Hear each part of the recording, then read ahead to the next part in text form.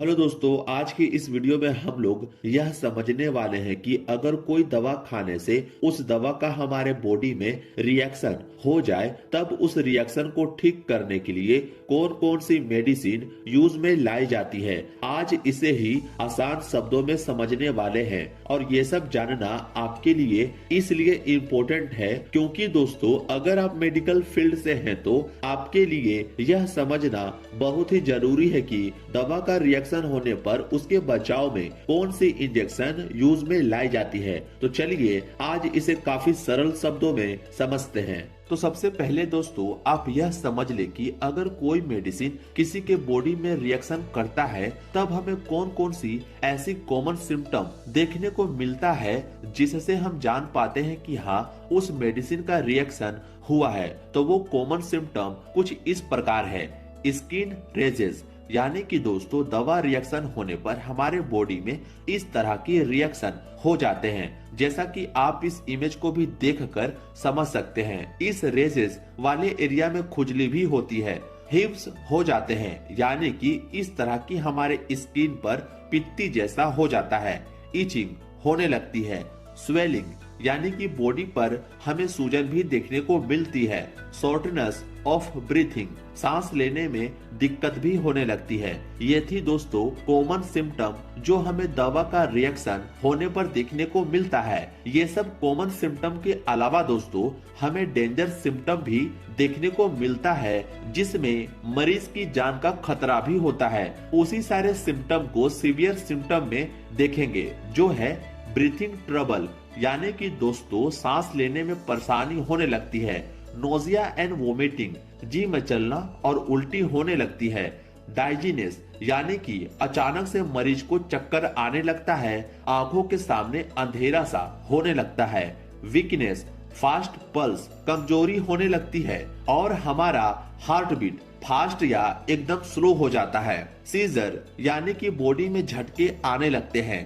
Loss of consciousness, यानी कि मरीज बेहोश भी होता है। ये सब कुछ सीवियर सिम्टम है दोस्तों जो हमें दवा का रिएक्शन होने पर देखने को मिलता है। इसलिए कोई भी दवा खाने से पहले उस दवा को अच्छे से समझना जरूरी होता है कि कब कब खानी है और कितने समय के अंतराल में उस दवा को खानी होती है। ये सब सिम्टम को आप जरूर ध्यान में रखिएगा।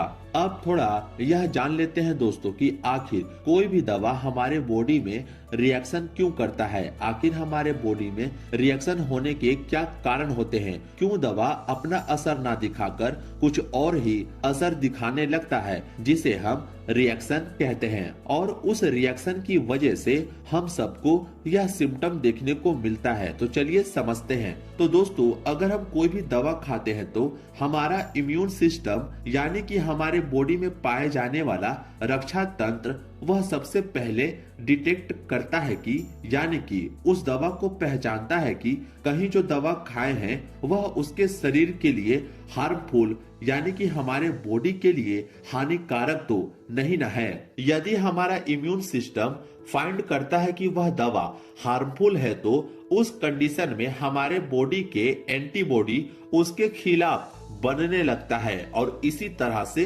रिएक्शन होता है और इस रिएक्शन के फलस्वरूप हमें कॉमन से लेकर सीवियर सिम्टम देखने को मिलते हैं। उम्मीद है दोस्तों इतना आप समझ गए होंगे कि आखिर हमारे बॉडी में रिएक्शन क्यों परफॉर्म होता है। सीधा सीधी दोस्तों मेडिसिन रिएक्शन में हमारे इम्यून सिस्टम का इन्वॉल्विंग होता है, ये आप याद रखिएगा। उम्मीद है दोस्तों इतना आप समझ गए होंगे कि आखिर हमारे बॉडी में रिएक्शन क्यों परफॉर्म होता है। तो चलिए अब जानते हैं रिएक्शन हो जाने पर उस रिएक्शन को ठीक करने के लिए कौन कौन सी मेडिसिन यूज में लाई जाती है। तो दोस्तों आगे बढ़ने से पहले आपको बता दूं कि कुछ ऐसी कॉमन मेडिसिन है जो रिएक्शन शो करते हैं और वो है एंटीबायोटिक सच एज पेनिसिलिन, यानी कि दोस्तों एंटीबायोटिक मेडिसिन रिएक्शन शो कर सकते हैं। पेन रिलीफ मेडिसिन जैसे एस्प्रिन, आइबोप्रोफेन, ये सब कुछ पेन किलर मेडिसिन होती है जो रिएक्शन शो करती है। Cancer drugs, auto immune drugs, ये सब कुछ ऐसी मेडिसिन होती है दोस्तों जिसमें चांस होते हैं रिएक्शन होने के। ये सब मेडिसिन रिएक्शन शो करते हैं, ये चीज आप ध्यान में रखिएगा।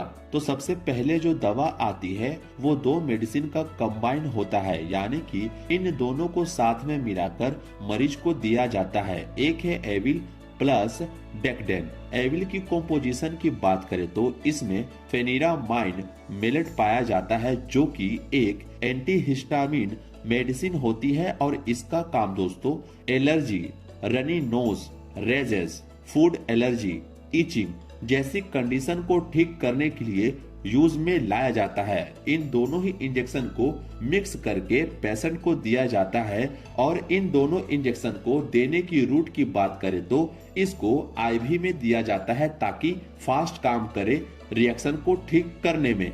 नेक्स्ट जो मेडिसिन आती है वो है सेट्रिजिन HCl इंजेक्शन, यानी कि हाइड्रोक्लोराइड इंजेक्शन। मान लीजिए दोस्तों किसी पेशेंट को एविल और डेक्डेन इंजेक्शन लगाया गया है पर वह इंजेक्शन असर नहीं किया, तब हम लोग रिएक्शन को ठीक करने के लिए इस सेट्रिजिन HCl इंजेक्शन का यूज करते हैं। ये काफी अच्छा दवा होती है दोस्तों, जो एलर्जी वगैरह में रिएक्शन होने पर यूज में लाई जाती है। दोस्तों ध्यान रहे कि इस वीडियो में बताए गए सभी दवा सिर्फ आपकी इंफॉर्मेशन बढ़ाने के लिए बनाई जाती है ताकि आपको सभी कॉमन दवा का नॉलेज हो। इसलिए कभी भी अपने मन से कोई भी दवा यूज ना करें बिना डॉक्टर की सलाह से, इसलिए इस बात को आप ध्यान में रखना। अब नेक्स्ट आती है प्रोमिथाजिन इंजेक्शन, जो आपको मार्केट में प्रोमेल के नाम से मिल जाती है। इसका यूज दोस्तों रिएक्शन को ठीक करने में ही यूज किया जाता है और यह इंजेक्शन भी काफी अच्छा इफेक्ट दिखाता है एलर्जी को ठीक करने में। Nausea and vomiting, motion sickness and sedation जैसी समस्या में यूज किया जाता है इस इंजेक्शन को। इसको दोस्तों IM और IV दोनों में यूज कर सकते हैं। सबका आप स्क्रीनशॉट जरूर लेते चले। अब नेक्स्ट इंजेक्शन आती है वो है एपिनफ्रिन इंजेक्शन। यह दवा दोस्तों काफी ज्यादा अच्छी होती है और सबसे ज्यादा यूज में लाई जाती है किसी भी मेडिसिन के रिएक्शन को ठीक करने में। इस दवा को दोस्तों आप रामबाण दवा कह सकते हैं एलर्जी रिएक्शन को ठीक करने के लिए। यह खासकर दोस्तों इमरजेंसी ट्रीटमेंट के रूप में ही रखा जाता है और यूज किया जाता है, इसलिए इस इंजेक्शन का नाम आप जरूर याद रखिएगा, जो काफी बेस्ट दवा है। और हाँ दोस्तों, एक बात आप ध्यान में रखना कि यह इंजेक्शन सीवियर रिएक्शन होने पर ही देते हैं। पहले हम लोग एविल इंजेक्शन लगाकर ही पेशेंट को ठीक करने की कोशिश करते हैं। अगर एविल से ठीक ना हो तब डॉक्टर की सलाह से इस एपिनफ्रिन इंजेक्शन का यूज करते हैं। इस बात को आप ध्यान में रखना। होप सो इतना आप समझ गए होंगे। ये थी दोस्तों छोटी सी नोट्स मेडिसिन रिएक्शन के ऊपर और इम्पोर्टेंट इंजेक्शन के ऊपर। उम्मीद है ये जानकारी आपको पसंद आई हो। कोई भी डाउट हो तो आप कमेंट कर सकते हैं। मिलते हैं अब आपसे नेक्स्ट वीडियो में।